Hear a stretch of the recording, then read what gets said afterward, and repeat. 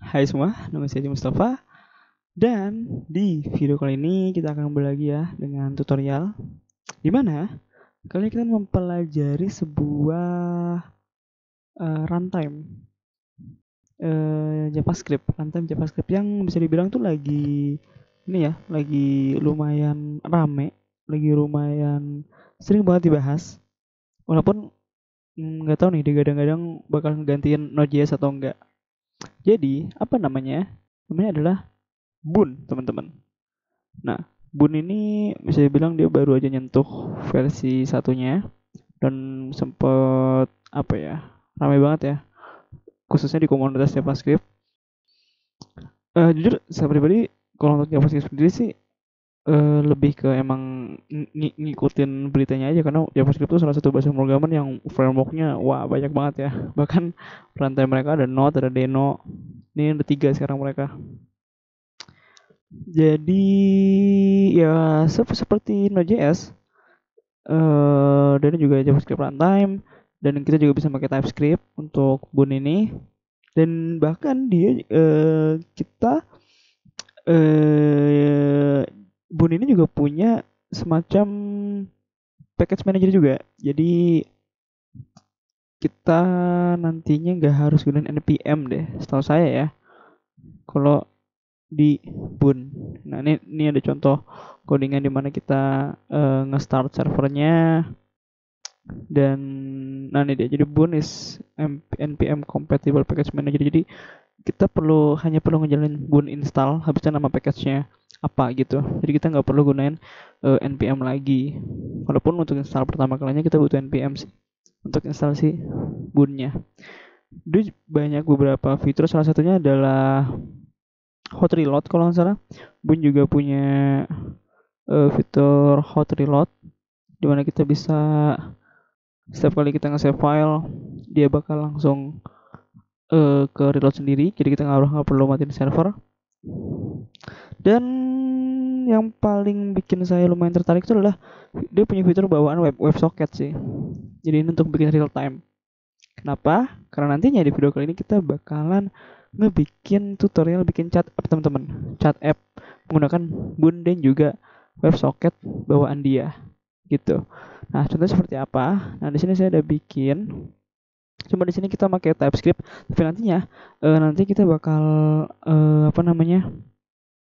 Bikinnya pakai JavaScript. Ini simbol ini hanya berapa baris kode sih? Ini 50 baris kode malah.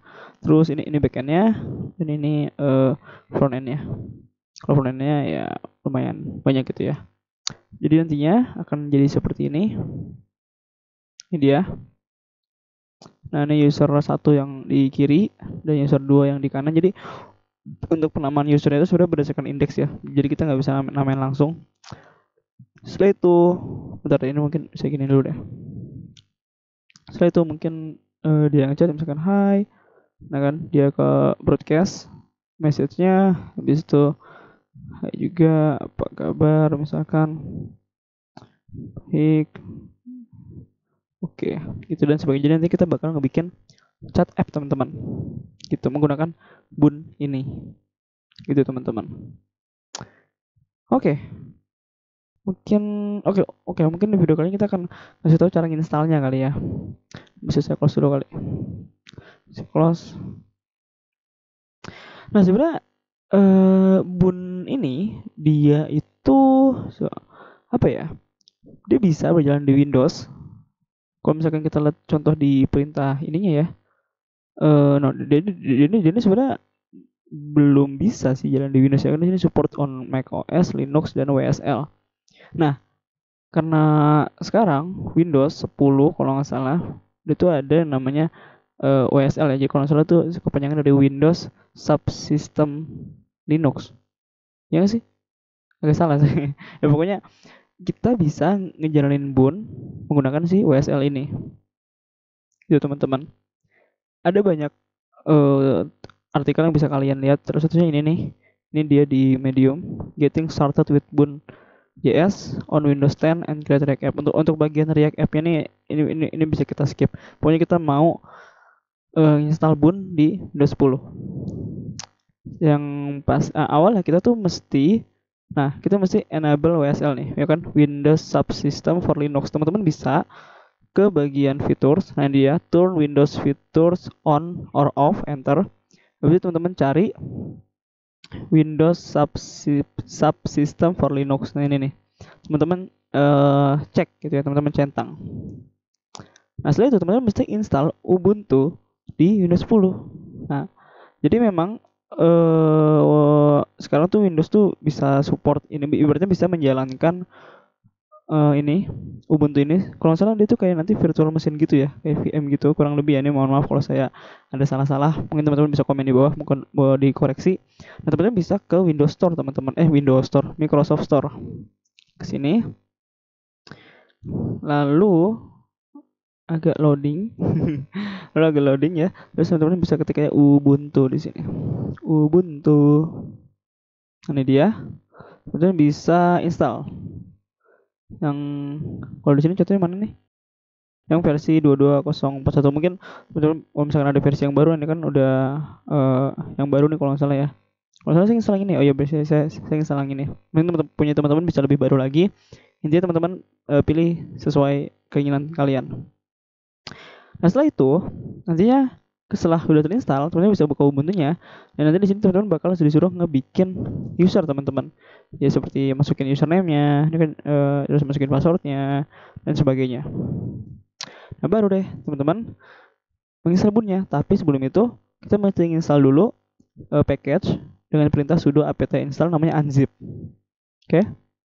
Setelah sudah diinstal, teman-teman bisa copy perintah yang ada di website bunnya, yaitu yang ini nih. Teman bisa copy ini ke yang Ubuntu tadi, habis itu enter. Setelah itu teman-teman bisa add ini ke base RC-nya. Setelah sudah, baru deh teman bisa cek dengan cara bun dash version. Kalau di sini di VS Code dia kan punya terminal juga ya.